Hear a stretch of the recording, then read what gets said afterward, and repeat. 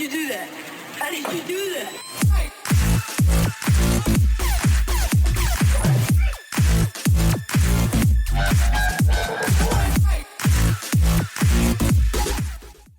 Welcome back everyone to another ESO build video. Today I'm giving you the update to the Murder of Fire for the Wrathstone DLC. Now this has been used quite a lot in the past. It is focused around high single target damage, which is easy to use with survivability and sustain combined. There are ways to obviously go much higher as far as your damage is concerned, but this has more than enough for all content as it is, and is a nice all-rounder for those of you trying to get into the DK. Now first of all I'm going to go into the stats, pop a potion real quick. We are sitting on 10k max magicka, 20.9k max health, which is huge, almost 37k stamina, with an 842 stam recovery bonus. Now we are on 49.1% crit chance with 4.2k weapon damage. It does actually go up a little bit more. Let's put our other buff on. Weapon damage is on 4.5. Our resistances are 15 and 11, although you can slot a resist buff if you want, or if you've got a warden in your group, of course, the resistance buff now carries to 12 people, so that's handy. Now, we're on 64 points max stamina. We don't need the additional health because we've got loads of it. We're using the Lava Stone on purpose because we don't have a lot of penetration in our sets or our CPs, so we're deliberately buffering that gap there. We're not using the Shadow Stone. We don't have enough crit, so it's actually a negative. We're a stage 4 vampire, and we're using max health, max stam food. Now, the rotation will allow you to sustain indefinitely, but if you are slipping a little bit, or you do get a little bit too spammy, or maybe if you've just been rezzed or whatever, and you are struggling with your sustain, you can, of course, switch from max health, max stam food to Dubious Command Throne. Bear in mind, of course, if you do that, you will drop a bit of health, you will drop a bit of stamina, and that will put you on 18.5 and 34.7 as far as health and stamina is concerned, but your recovery will obviously be up. The choice is yours. Of course, if you want more flat damage and you can manage your sustain, stick with the flat food. Now, I'm going to go into the skills. I am going to explain these in detail, so if you are already aware of how these work, and you're aware of the build and all the rest of it, and you want to skip, then you're more than welcome to. But if you do ask questions that are already answered in the video, in the comment section below, I will not be answering them because you've deliberately missed them, and it was already explained. So it's at your own risk. First of all, we are using Venomous Claw. This is in the Ardent Flame skill line. It's the second ability to unlock. Starts off as Searing Strike, morph it to Venom Claw, or Venomous Claw rather. This is a stamina-based ability. It's a single target, damage over time, poison effect, and the longer it is on the target, the more damage every 2 seconds it will do. It will deal 12% extra damage every 2 seconds. So you want to make sure this lasts its full duration. Don't spam it, keep it on, let it run out and put it back on again. Or reapply it just as it's about to run out. This is very powerful indeed. Now, hopefully this won't show too much. There's the ability, it stays on the target and does damage. When it runs out, reapply it. Very simple. Must be in your rotation at all times. Next up is Rearming Trap. Now this is in the Fighters Guild skill line. It's the 5th ability you unlock. It does take some time to get this. It starts off as Beast Trap, morph it to Rearming Trap. Now this will put a trap on the ground, and anything caught in that will take damage over 6 seconds. Then the trap will disappear. You'll also gain Minor Force for 6 seconds, increasing all of the critical damage that you do by 10%. However, Rearming Trap, this particular morph, does actually rearm, hence the name. So once it's popped and it's finished, it will actually reapply itself without you having an additional cast. So instead of lasting 6 seconds with the buff that you get as well, it actually lasts for 12. And it does immobilize enemies, so watch out if you're in CC situations where you don't want to obviously pin stuff because they're being chained in and such. But on bosses, it does actually still work. It just doesn't immobilize them. So you can see the damage over time there. And if you look at the fist on the buffs on the bottom of my screen, you can see the Minor Force buff just there. So it does apply even if the boss or the target can't be immobilized. It's not just for the CC, it's also for damage and bonuses. So make sure you keep that in your rotation at all times. Next up is Flames of Oblivion. Now this is a flex slot, but to start with, of course, single target fights, you want to make sure this is Flames of Oblivion. Now for being on your bar, this will grant you Major Savagery and Major Prophecy, increasing your critical chance for both spell and weapon types. This is a 10% flat bonus and is the same as the Major Prophecy or Savagery you get from potions. So they do not stack, but we don't have it on the back bar, which we'll come to later. So you can use a potion to keep it on both bars.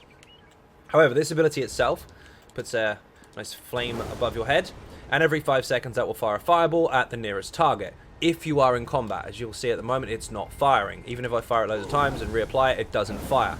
But as soon as you aggro something, it will. 3, 2, 1, it will fire. Every 5 seconds for 15 seconds. Now, although this is flame damage, this does scale off of your highest resource. So it will do as much damage as it possibly can based on which one of the 2 bars is higher, your magic or your stamina. With us, it's stamina, so obviously this is higher for that resource. It does cost magic as well, so it's really nice inside your sustain for your rotations because you don't have an additional stam ability to use. However, if you are in a situation where there's lots of ads, there's lots of AoE situations and stuff like that, you're in a dungeon or maybe a trial with loads of ads, you can swap this out for Steel Tornado. By the way, this starts off as Inferno, morph it to Flames of Oblivion. This is in the Ardent Flame skill line, it does take a while to get to it, so you're going to need some skills on your bar to level it up. Now, the flex slot is in Dual Wield. It's the third ability you unlock, it's called Steel Tornado, and this basically you put here instead. You don't use it on the single target fights itself, but if anything's close to death, you can spin to win and knock it down. Now, just something to bear in mind. This does more damage the lower the target's health. So you don't want to spam this when targets around you are full health. When they go down to about 25% or so, this is when you want to start using it because it counts as like an AoE execute. It is expensive, however, so if you're in a group that doesn't have a lot of area of effect damage, don't spam it. If you are in a situation where the damage is low, or in fact they're just not dying as fast as they should, you need to make sure that you heavy attack every time you fire this just to keep your sustain up while you're executing. But this is a flex slot. You don't have to have this here. You can just keep Flames of Oblivion there the whole time if you want. It's up to you. Next up, there are two options here as well. This is Bloodthirst. This is in the Dual Wield skill line. Find my Dual Wield. Where have you gone? This is the first ability to unlock. Starts off as Flurry, morph it to Bloodthirst. Now you can change this to Rapid Strikes instead if you prefer. It does do a tiny, tiny bit more damage, although you won't really notice it. However, this particular morph heals you. So every hit will do physical damage, and the last hit will do 300% more damage than the previous 5 hits. Or previous 4 hits, actually. The fifth is a 300. But the fifth hit, as long as it connects, will actually heal you for 60% of the damage done. So just for spamming this, you will actually heal at the end of every cast. And it only takes 0.6 seconds to cast it as well. It's really, really nice. Now, this can be swapped out for Deadly Cloak if you prefer, which is the fourth ability in the skill line. Starts off as Blade Cloak, morph it to Deadly Cloak, and this has a different application. So, I'll show you what Rapid or Bloodthirst looks like first of all. Multiple stabs, ignore those fireworks. Multiple stabs, and the last one will always heal you.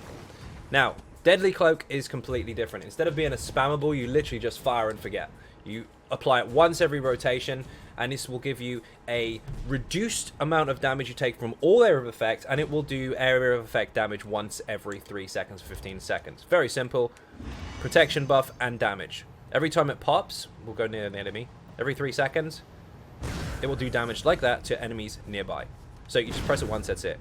So you got two options there. You got the simple version or the more advanced version. One will stab, stab, stab and heal you. The other one you just put on, it gives you protection and does damage. The choice is yours. Depends on the situation, however. Next up is Blood Craze. This is also in the Dual Wield skill line.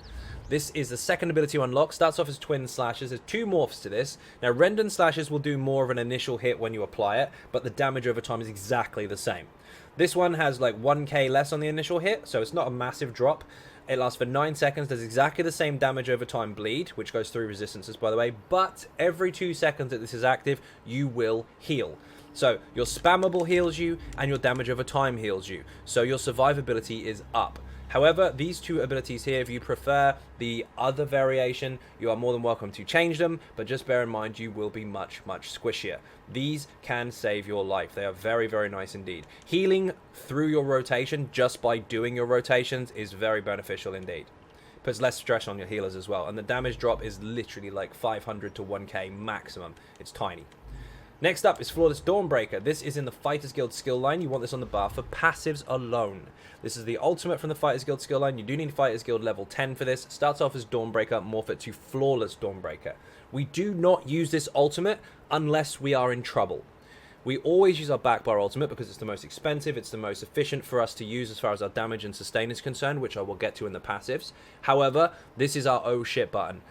We only use this, when I get to passives it will make more sense, when we are in trouble, or if something's just about to die and we don't have enough ultimate to fire our backbar ultimate. However, the rest of the time, this is just here for passives. While slotted, you increase your weapon damage by 5%. That is why it is there. It does do damage over time for 5 seconds in area of effect in front of you if you do fire it, so it is quite nice, but above all, you want to be firing your backbar ultimate as much as possible. Now, On the back bar, we have Resolving Vigor. So this is in the Assault skill line. You will need to obviously go to PvP and get some Alliance points to unlock this. Starts off as Vigor, morph it to Resolving Vigor. Now I know for those of you that don't like PvP out there, this can be a pain in the ass, but you are going to need a heal. So I recommend you go into Battlegrounds and just keep spamming random Qs until you have this unlocked. You can get it really, really quickly. You don't need a lot of Alliance points to unlock it. And here's a bonus to Battlegrounds. In PvP in Cyrodiil, you are not guaranteed Alliance points. You could go into countless Zergs and just die on repeat and never get any points. That's a possibility. However, in Battlegrounds, even if you lose, every single game you are awarded Alliance points. So get into Battlegrounds, lose on repeat if that works for you, and just laugh at everyone teabagging you for dying, because eventually you're going to get your skill and be able to leave. You will get Alliance points even if you lose, so don't feel bad if you suck at PvP. Doesn't matter. Now, this is a very simple ability. Activate it, and anyone caught inside of that will receive a heal once a second for 5 seconds. That is essential to understand, by the way. Once a second for 5 seconds. It is a duration heal. It's very, very strong. It's based off your weapon damage and stamina, but don't do this. Look how expensive this gets all of a sudden spamming it. It's not doing anything. All it's doing is reapplying the heal over time. Let it run out, or run its duration, and then reapply it if you have to. Do not spam this. You won't get any beneficial effects from it. Just use it, and then wait, and then use it again. If you need to. Now, next up is Poison Injection. This is in the bow skill line. This does take some time to unlock, unfortunately. But this is your other poison damage over time effect to single target. It is very, very beneficial to your overall DPS, not just at execute. Now, I know a lot of people use this for execute because obviously under 50% this gets progressively stronger. This does up to a 260% more damage to low health targets, but it's also a very strong static dot that you can keep on the target at all times. So it will do poison damage over 10 seconds plus an initial hit, and it will get stronger and stronger and stronger the longer the fight lasts, or the lower the health goes. So make sure you keep this on the target at all times. Starts off as Poison Arrow, morph it to Poison Injection. Next up is Caltrops. This is in the Assault skill line again. You will have to go to PvP for this to unlock it. Where the hell is my Assault skill line gone? Here we are. This is underneath Vigor, so it's the next one you unlock. Again, go into Battlegrounds. If you lose, you lose. You still get Alliance points. It doesn't matter. It's win-win. Now, starts off as Caltrops. Morph it to Razor Caltrops. This will do damage to every target that gets hit by this initially, and then it will do damage over time for 12 seconds. Now, this is damage every 1 second as well, so it's a very fast-paced dot. It's nice. It's got snare effected to it as well, which isn't necessarily beneficial, but it can help in some scenarios. So, for example, in more of Lorcage on the last tunnel towards the last boss, you've got loads of bombers that run around. Make sure that you keep Caltrops on the ground because the snare will affect them and then people won't get blown up so quickly. Stuff like that. It can be useful for the snare alone, but above all, it's a very, very powerful, fast-paced damage over time effect in area of effect. So keep this in your rotation all the time. It is expensive, however, so don't unnecessarily spam it. It won't be helpful to you at all. But you want this as soon as. If you don't have this, by the way, while you're leveling, while you're trying to get access to Caltrops, you can go back into the Ardent Flame skill line. You can use Noxus Breath. Starts off as Fiery Breath, turn it into Noxus Breath. This is basically breathing fire, but instead you're breathing poison, and enemies caught in that cone will take damage over time, plus they will be affected by Major Fracture. Now, Major Fracture is a debuff that reduces the physical resistance of the target by 5280. Yes, that is the same as a tank's taunt if they're using Pierce Armor, so it's not necessarily beneficial for that particular debuff, unless of course it's an AoE situation and he hasn't taunted them all yet. However, this is an option. You don't have to use this skill, and I would highly recommend Caltrops in place of it once you finally get it, because it will increase your DPS. Now, next up is Molten Armaments. This is in the Earth and Heart skill line. Second ability to unlock starts off as Molten Weapons. Morph it to Molten Armaments. Now, this does increase Major Sorcery, which you don't necessarily use, for you and your group for 39.6 seconds. This is an incredibly long buff to your group. And this now applies to 12 people. So this actually buffs your entire group with a Major Sorcery bonus. So they don't actually have to use Shiny Magpots if you can keep this buff up. But above all, for us, this gives us a 40% increase to our heavy attack damage. We will be heavy attacking in our rotation, as you'll see when I get to that at the end, or towards the end of the video. And this does help us a lot. Also, there are some passives alongside of this as well. The other morph of this gives us major brutality, but we are going to get that from our potions anyway, and we do want that heavy attack bonus. So make sure you keep this up all the time. When I get to the passives, I will show you why I actually keep this up twice every 40 seconds and not once. But for now, just bear in mind we need to keep this active. Now, the next one is Endless Hail. This is ridiculously powerful, especially with a Maelstrom bow if you have access to that. This is a damage over time on the ground. Oh, by the way, Molten Armaments looks like this. Very simple. Your weapons are on fire. Lovely. Now, Endless Hail looks like this. Lands on the ground, loads and loads of arrows. Very small area of effect. It can go inside caltrops. So when both dots are down, lots and lots of damage happens. But this is a rapid damage over time. This actually does damage every half a second. You need to keep this in your rotation all the time. Don't let it drop off for more than a second if you can help it. It is essential that you keep this on the ground. On the main target or surrounding targets, whichever. This has to be on the ground. Now, this starts off as... Where's it gone? Volley, morph it to Endless Hail. The other morph of this actually has a larger area of effect and a shorter duration, so you want to make sure you get this particular morph for this setup. Now, finally, the main ultimate that we will be using all of the time, unless we are so low on resources we can't fire it and the enemy's nearly dead, or if we need resources back in a hurry.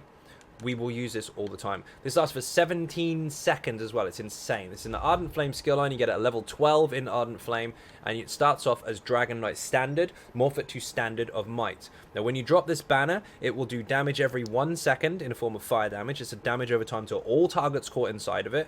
It will apply major defile to the target, reducing their healing received by 30% and their health recovery as well.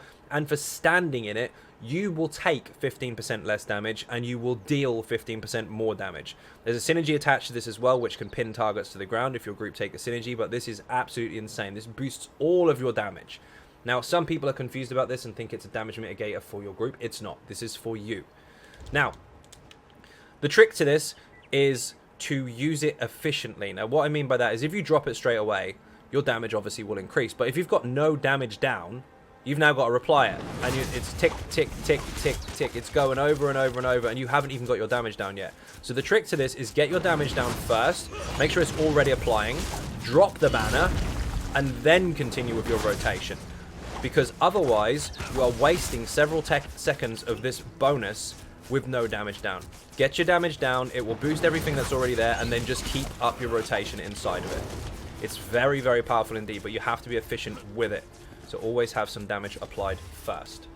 Regardless of whether it's a full rotation or just a dot, make sure you've always got some damage down first.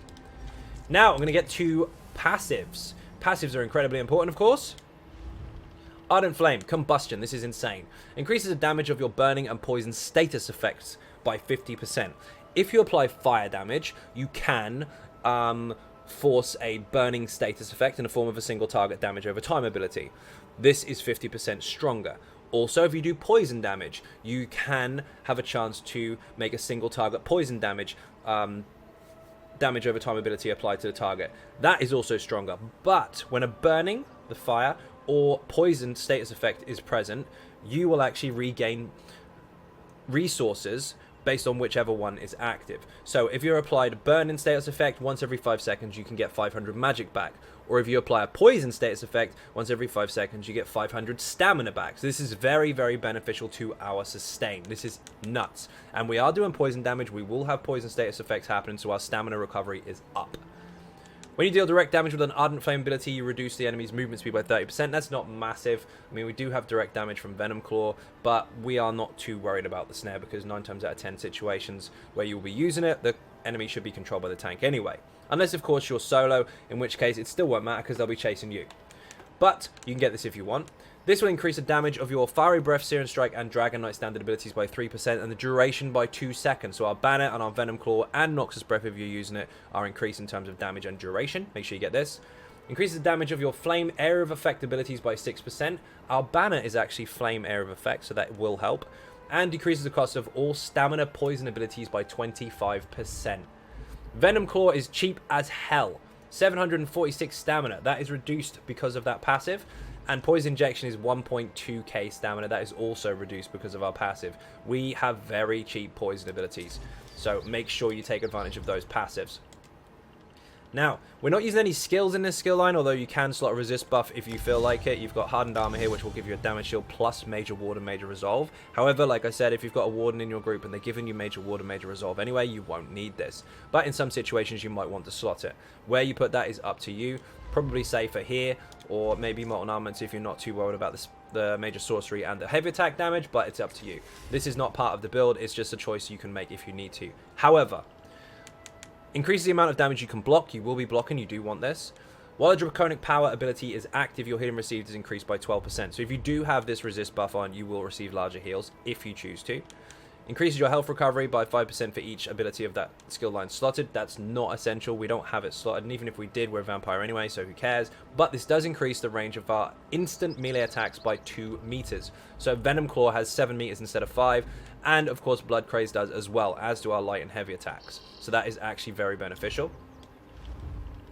This one here increases your spell resistance by 3300. That is why we have more spell resistance than our physical.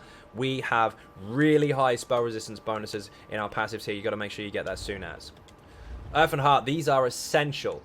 Increase the duration of your Earth and Heart abilities by 20%. So that is why this lasts 39.6 seconds. It is boosted to hell. Also, by the way, if you are in trouble and you are solo or in a situation where you don't have a healer or you think you're going to die a lot, you can, of course, swap the banner for Corrosive Armor, which is Magma Shell morphed in Corrosive Armor. This will basically render you immortal for 10 seconds and do poison damage and area of effect around you. All damage that you take is only going to be 3% of your max health unless it is a guaranteed one-shot mechanic. So in oh shit situations, you can slot this instead. And it also makes sure that all your physical attacks go through 100% of all resistances. So that's a flex slot. But anyway, on to passives again. 20% increase on those abilities. So this is increased, and so is this if you use it. Battle Roar is insane. When you cast an ultimate ability, you restore 46 health, 46 magicka, and 46 stamina for every single ultimate point cost. So that is why we want to make sure we use Standard of Might. It's 250 points. That's 46 points of stamina, health, and magicka times 250 every time you activate this. So this helps us get our resources back. Now, this is your oh shit button. It is half the cost and half as effective in terms of resource gain, but if you are in trouble and you need them quickly, you can quickly pop this and get them back. So this is the oh shit button. This is our main button. Also, by the way, when I said that you have to have damage down first before you fire your banner, the reason wasn't just to take advantage of as much damage as possible from your banner to make it effective or efficient for its uptime, but also you want to make sure that you've got some stamina gone before you activate an ultimate. Otherwise, you are just refilling a full bar, which is not effective. You want to get some dots down, get some damage down, spend resources, and then gain them back by popping an ultimate. Timing is key, especially on the DK with your ultimates. Make sure that you use them efficiently. Now, next up is when you use an Earth and Heart ability, you and your group gain minor brutality for 20 seconds, increasing your weapon damage by 10%. If you are in combat, you also generate 3 ultimate. This effect can happen once every 6 seconds. So, Molten Armaments gives major sorcery to your entire group. Increases your heavy attack by 40%. Gives you 3 ultimate back for using it as long as you use it once every 6 seconds. And will give the group minor brutality as well. So they get major sorcery and minor brutality. So your stamina guys are all getting a minor brutality bonus, increasing their weapon damage by 10%, and the magic guys are getting 20% increase to their magicka damage as well. Also, finally, when you activate it, 990 stand back. So ulti gain, major sorcery, heavy attack damage, minor brutality, and 990 stamina back all at once. It's absolutely insane. Make sure you use this once every 20 seconds because, as you can see in this passive here, the minor brutality lasts 20 seconds. Even though the ability itself lasts almost 40, you want to use this every second rotation to keep 100% uptime on that minor brutality buff for your group. Now, dual wields. These are important. Get every single one of these. Every single one is beneficial. Make sure you get them all. First of all, this increases the damage of dual wield abilities by 20% against enemies under 25% health. We don't actually have a execute spammable as a Dragonknight, so our execute is in our rotation. Our poison injection gets stronger the lower the health, and our dual wield gets stronger the lower the health, so keep doing what you're doing. Increases the weapon damage by 6% of your offhand weapons damage. Our offhand does do less damage than our main hand, so this boosts it. Reduce the cost of dual wield abilities by 15%. Goes without saying, you want to be able to sustain. Gives you a 15% damage bonus when attacking stunned, immobilized, disorientated, or silenced enemies. So anything that's affected by kind of those abilities will actually improve your damage towards them. Now, we are using one sword and one dagger. Previously, I was using an axe and a dagger. It does still perform very, very well. The bleed is very, very nice with an 8% chance to proc that lovely 11k damage over time effect, which can crit, and it does go through resistances. However, the sword passive was upgraded a little bit, and it now allows you per sword to do an additional 3% overall damage to your entire rotation. So before it was 2.5, now it's 3%, but it does seem to top out quite nicely. So the sword was slightly stronger, but the axe is still very, very good. You're only going to see about 500 to 1k DPS difference. So the choice is yours, but I preference at the moment one sword and one dagger. Dagger gives you an increased crit chance rating, by the way. The bow passives, you're going to need every single one of these as well. Gives you a damage bonus by up to 12% against enemies at longer range. You can obviously approach a target with bow abilities while you're on the run. So while you're on the way in, you will do more damage with them. So that is obviously going to help. Increases your crit rating while on the bow bar when the bow is equipped. Obviously, we have a crit bonus on dual wield, but when we swap bars, we don't have it. This does give us a nice bonus as well. It's the same as the dagger. It reduces the stamina cost of bow abilities. Of course, that helps towards your sustain. When dealing damage with a light or heavy attack, you add a stack bonus of 5% increased damage to your bow abilities, which lasts for 5 seconds. Every light or heavy attack will add an additional stack up to 5 times. Now, on a bow build, you will probably have this up 100% of the time, and most likely should, as long as you're doing your light and heavy attacks. However, for us, we're not on our bow bar for that long. So although we won't get the full benefit from this, we can still get 2 to 3 light attack bonuses for our bow abilities while they're active before we swap to the front bar. Yes, the bonus will run out, but yes, also it is very beneficial and we do want to take advantage of it, so make sure you get this. Also, finally, Hasty Retreat. If you dodge roll, you gain Major Expedition for 4 seconds, increasing your movement speed. So if you've got to get out of trouble quick, dodge roll and run. Do not overuse this because there is a cooldown or a negative effect of dodge rolling too quickly. If you dodge roll too close to another dodge roll, you will get a cost increase of your dodge roll, so be careful. Only use it when you really need to. Light armor passives. We are using one piece of light armor, so we'll take these. You don't have to have them if you don't want to, but they do benefit. This will reduce the effectiveness of snares and reduce the cost of sprinting for the one piece worn that we have. This will increase your mag recovery. We are using a little bit of magic for our buffs, and this will reduce the cost of those abilities as well, just for the one piece. And this will increase our spell resistance by a small amount. These are based on each piece worn. We're only using the one, so that's why they're so low, but something's better than nothing. Medium armor, we're using 5 pieces of medium, so you want all of these. This will increase your crit rating per piece. This will increase your stam recovery and reduce cost of stam abilities per piece worn. This improves sneaking, which isn't necessarily essential in PVE, but you can use it if you want. This increases your weapon damage by 15% for using 5 pieces of medium armor, so this is massive. And this increases your movement speed while sprinting and reduces the cost of dodge roll per piece worn. So this is very, very important indeed. Get all of those. Heavy armor, of course, we're using one piece of heavy armor, so we'll take a small resist bonus for that. We'll also take Constitution, which will give us health recovery, which is not that good. We don't need to worry about that, but we do get a resource gain of magic and stamina once every 4 seconds for taking damage per piece worn. It's a small bonus, but it does add up. Juggernaut, of course, 2% increase to max health for wearing the one piece will take the max health bonus. You don't need these two, by the way. They are for 5 pieces of heavy or more. Now, next up is Vampire. Of course, we're a Vampire. Stage 4 Vampire all the way. Stage 2 will give you this bonus here, increasing your mag recovery and stam recovery by 10%. Massive. And also, Stage 3 or higher, which I'm always a Stage 4 anyway. This will reduce the amount of damage you take by up to 33% while under 50% of your health. The lower your health goes, the less damage you take, the tankier you get, the less likely you are to die, and the more likely you are able to stay up and receive a heal. Also, these two abilities here, which heal you inside your rotation, these have kept me alive for an incredibly long time while extremely low health. Even down to 0.0%, this has saved me while keeping up my rotations. It's absolutely insane.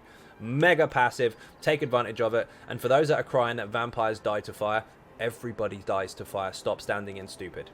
Now this one here, we do have bad health recovery as a vampire. We'll be receiving heals anyway, so health recovery isn't necessarily that much of an important stat, but this just makes it less severe. So take this passive as well. Now, Fighter's Guild, you are going to need these passives. Intimidating Presence reduces the cost of the abilities. This does cost stamina. We want to get the cost down. This will increase the weapon damage for each Fighter's Guild ability slotted by 3%. This is one ability, so 3% bonus to weapon damage there. And this, although it gives us a 5% bonus, we also get an additional 3% bonus for the passive. So we have 6% increase to weapon damage across the board, plus 5% from the skill, plus 15% from our medium passives. It's very, very nice indeed. You generate 9 ultimate whenever you kill an undead, daedra, or werewolf, which is essential because we are the ones that are supposed to be killing stuff, so we will get the ultimate gain for it. And this one, your Fighter's Guild abilities deal an additional 20% damage to undead, daedra, or werewolves. We are using this all the time, so if you hit an undead, daedra, or werewolf, the physical damage will be higher. And of course, if you use this as a no shit button versus those targets, it will do more damage as well. So get that passive. Undaunted. Now, you will need this.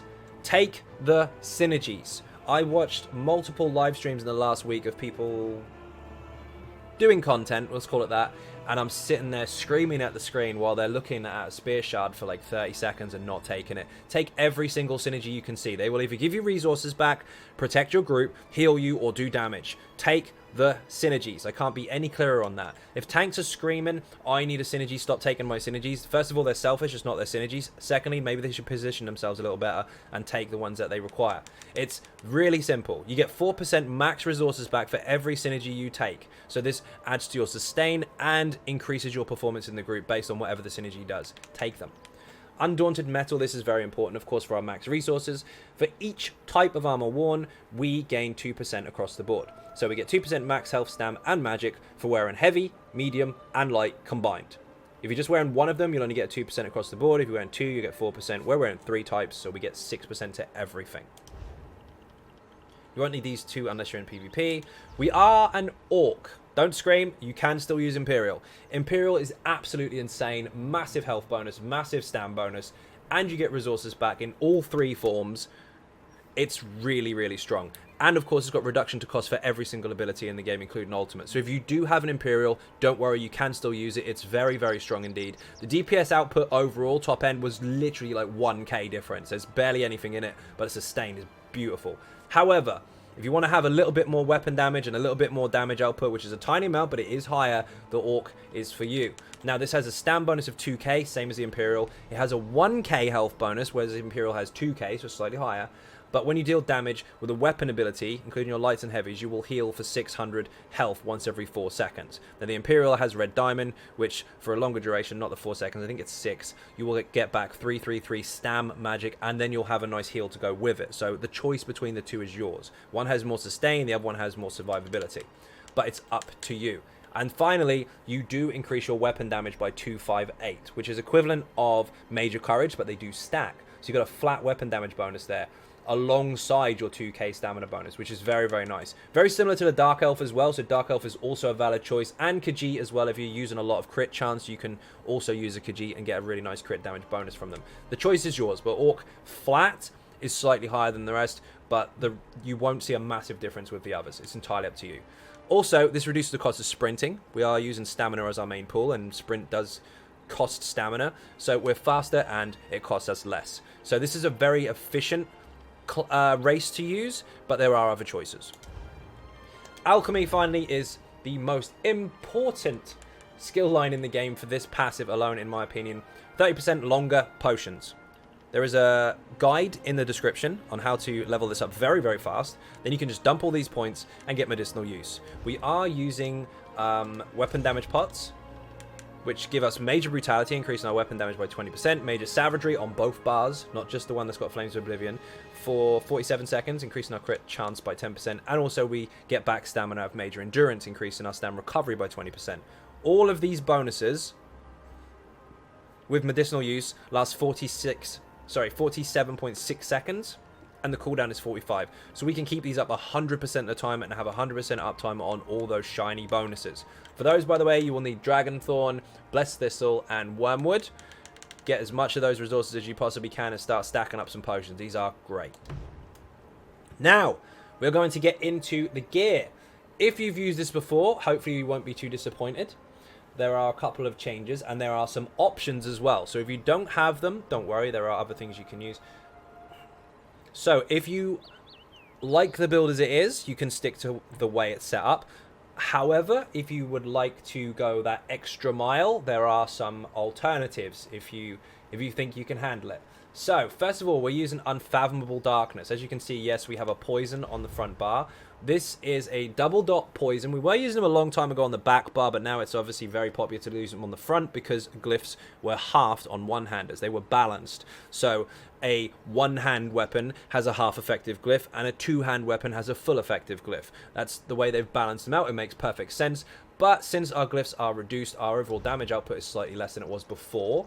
So the double dot poison is very, very effective. You don't have to use them. If you want, you can just put a physical damage and stam return glyph on this one and a poison glyph on this one. You'll still get relatively similar results. But if you want to go kind of pushing towards the edge of the build as far as you possibly can, then double dot poisons are the way to go.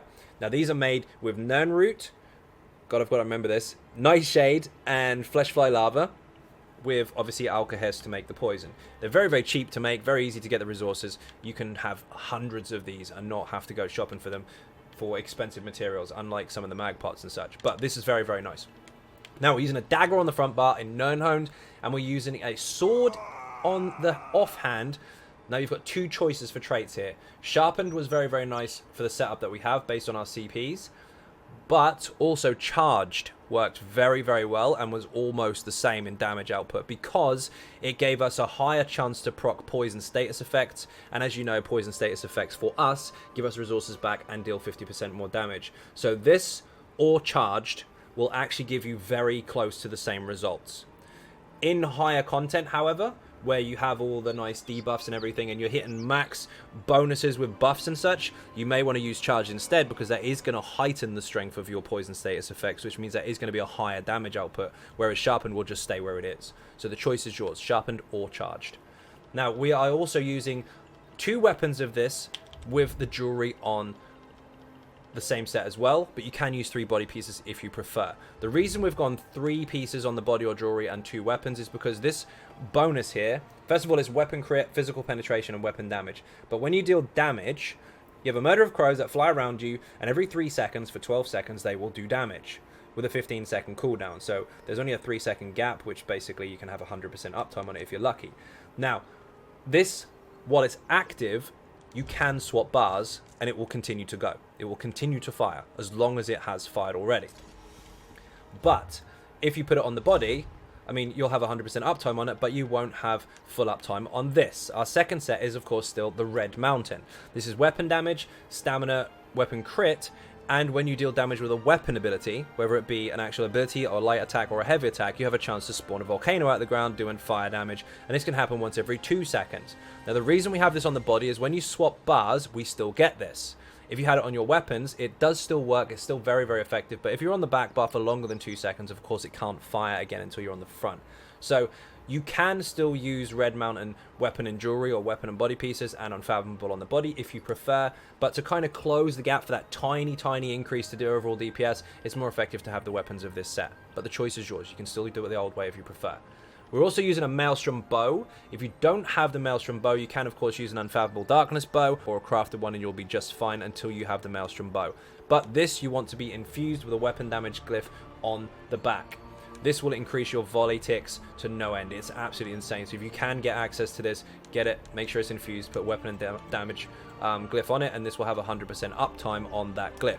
Reason being is it will fire off of ground-based AoEs that are affected by weapon abilities. So this is a ground-based weapon ability. As long as the target stays inside of here, the glyph being infused will constantly fire as long as the skill is active no matter what bar you are on. So make sure you keep this up 100% of the time and you'll never lose that bonus. Take some soul gems with you though because it's going to run out really, really quick. Now finally, the monster helmet is still Valken Scoria. This does give you a health bonus and this does fire every 8% chance basically per tick of a damage over time. Now, just to underline how important that is, we'll go through the skills. Endless Hail is damage over time. Caltrops is damage over time. Poison Injection is damage over time. Venom Claw is damage over time. This is damage over time. This is damage over time. And so are both of our ultimates. Not to mention our poison or burn-in status effects are damage over time. And you have 2 poison dots at the same time, which are also damage over time. This is going to fire. It's really, really strong. Does a big meteor out of the sky, then does splash damage when it lands, and it fires every 5 seconds, which is an incredible rate of fire. However, make sure you've got 1 heavy and 1 light first of all. But you don't have to use Valken Scoria if you don't want to. There are options, and there are people out there that are going to be really boggled by the options. First of all, you can use Veladreth if you prefer. You get weapon damage increase. You'll have a much longer duration between procs because it's 9 seconds, not 5, and you'll do disease damage instead of fire. And you can miss with this. Valken Scoria never misses. But Veladreth actually underperformed, and you'll see. I'll show you a quick couple of screenshots after the rotation demonstration where this underperformed top end. Valken Scoria actually performed higher in most situations. The other option, believe it or not, if you want some area of effect, don't laugh, is Groftar. This was only 1k less than Valken Scoria and added a bit of area of effect as well, and added some additional burn and status effects to surrounding targets. So this is also an option. Not the best option if you like, but an option nonetheless, although very strange. But also Xan. Now, this does give us a spell crit bonus, which is irrelevant to us. But when you do a light or heavy attack damage, you have a 20% chance to create a fire beam, still keeping in with the theme. So you've got 3 fire helmets here, which are all very, very good. Which does damage every 1 second, which is damage over time, and each tick gets progressively stronger by 50%. As long as you don't move 8 meters or more away from the target, it won't break. And this can reapply every 18 seconds. So you have 5 seconds up, 13 seconds down.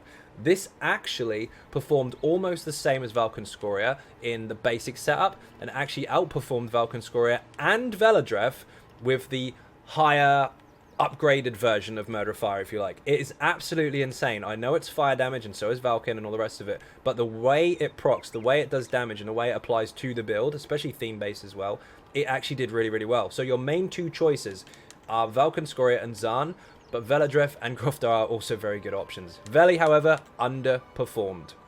So, on other setups, it may be better, but this particular one, it is not. Now, options. First of all, we'll go in. Actually, we'll do traits at the end. The other option is Reliquin. You can take off Red Mountain, keep on Unfathomable Darkness, and put on Reliquin, whether it be Perfected or Normal, and this is where your DPS boost will increase by around 5 to 7k with just a Taunt applied. Now, this does come with a bit of a trick to it. You need to light attack once every 5 seconds in order for the stacks of wind to stack and stack and stack and stack up to 20, and then you need to keep up your light and heavy attacks in order for it to stay up. Now, if you're inside mechanics and moving around, don't let it run out. You can still light attack from range, and that will count, and it will keep the uptime. And then you can come back in and carry on. If you fail to light attack or heavy attack once for a whole 5 seconds or more, your entire 20 stacks of damage will fall off, and you have to start all over again.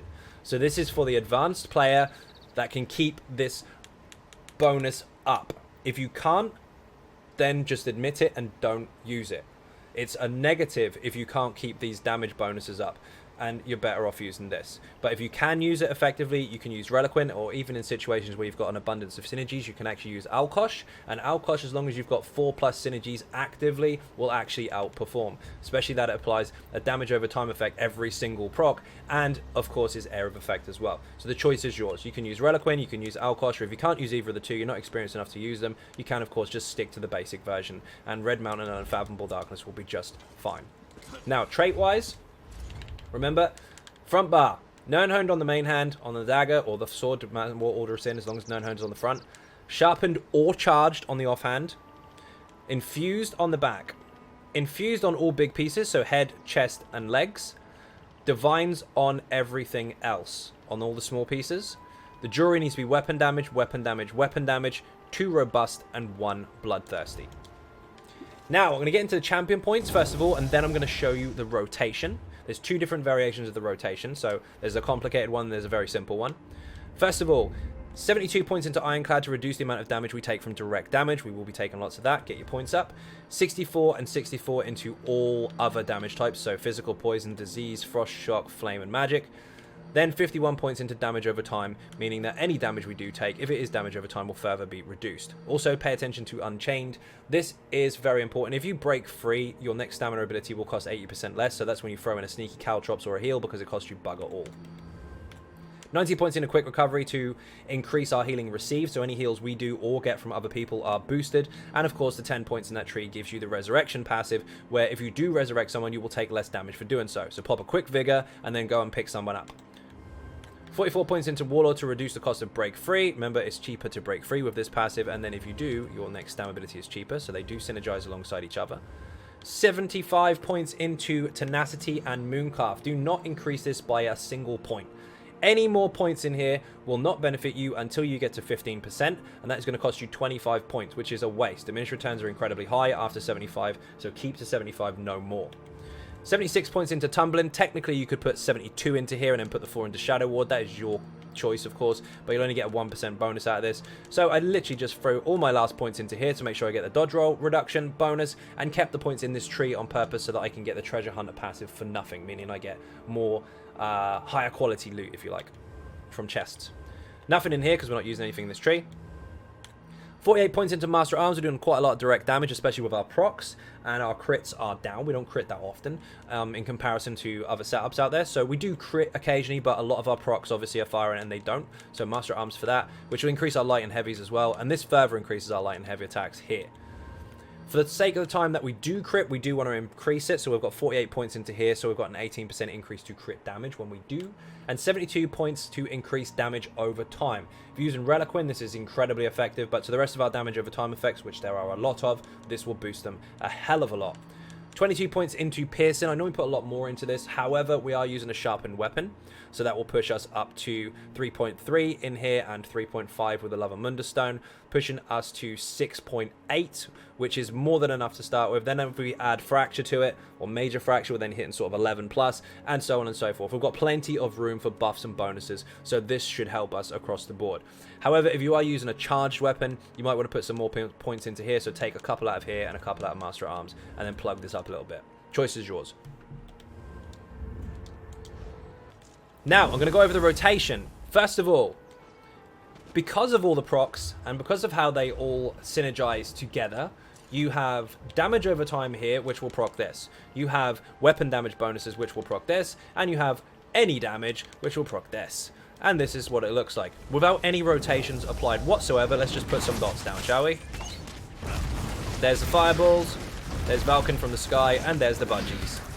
Yes, I know they're crows. So you don't even have to do anything. You just fold your arms, dots down, and then do nothing. And they'll continuously fire. Any weapon damage will fire the Volcano, as you just saw. Any dots will fire Valken Scoria, which is now coming. And any damage fires the birds. Easy. Now, what you need to do, very simply, ignore all the fire effects and all the rest of it. You need to, first of all, keep your Beast Trap down. And make sure your Flames Oblivion is ready. And swap to your back bar. First thing you should do, Endless Hail, Light Attack, Poison Injection, Light Attack, Caltrops, swap. So very simple. Endless Hail, without a Light Attack, that's very important. Light Attack, Poison Injection, Light Attack, Caltrops, swap. Every second rotation, you want to apply Molten Armaments, because you want to keep up that major Sorcery and Minor Brutality bonus for the group. So, instead of Endless Hail, Light Attack, Poison, Light Attack, Caltrops, swap, you Endless Hail, Light Attack Poison, Light Attack Molten Armaments, Light Attack Caltrops, swap. Every second rotation to keep up your Minor Brutality bonus. And of course to give you stamina back every second rotation for Fire and Earth and Heart ability. Now, once you've understood the back bar, so one rotation, no Molten, next rotation, Molten. Your front bar is very simple. You Light Attack Venom Claw to get that dot on really, really quick. Heavy Attack Blood Craze. Light Attack Bloodthirsty twice. Light Attack Flames Oblivion. Light Attack Beast Trap, swap. Now, if you are really efficient with your rotation, you can actually get 3 Bloodthirsties out, but don't go too nuts. If you don't think you can make it before Endless Hail falls off, only stick to 2. So, again, Light Attack Venom, Heavy Blood Craze, Light Bloodthirsty, Light Bloodthirsty, Light Flames, Light Beast Trap, swap. Now let's do it all at once. So, Beast Trap is down. Volley, Light Poison, Light Molten, Light Caltrops, swap. Light Venom, Heavy Blood Craze, Light Bloodthirsty, Light Flames, Light Beast Trap, swap. Volley, Light Poison, Light Caltrops, swap. Light Venom, Heavy Blood Craze, Light Bloodthirsty, Light Flames, Light Beast, swap. Now, if that is too complicated for you, do not worry. because there is an alternative rotation where things are not quite as stressful. And it is as simple as this. Switch this skill to Deadly Cloak. Now, for this one, your front bar rotation changes. All you need to do is Light Venom, Heavy Blood Craze, Heavy Deadly, Light Flame, Light Beast Trap, swap. Volley, Light Poison, Light Caltrop, swap. Light Venom, Heavy Blood Craze, Heavy Deadly Cloak, Light Flame, Light Beast, swap. And stick to it. You got the simple one, which has nice AoE damage and nice AoE protection, combined with a nice simple rotation.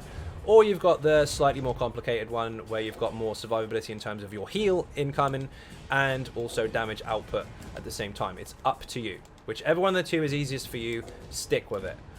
By the way, the one with the stabs is obviously more beneficial for the advanced version, where you have Reliquant and stuff like that, but that is, again, your choice. Now, I'm going to show you a very quick rotation. In fact, I'm going to show you two. I'm going to show you the basic version without Reliquant, and then I'm going to show you the more advanced version with Reliquant with Xan, for those naysayers out there. This is very unusual to watch, I know, but it does work. So, I'm also going to show you some quick screenshots at the end showing you the comparison between Vulcan, Xan, and Veladreth, for those that aren't so sure as to why Veladreth underperformed, but it did. Here we go.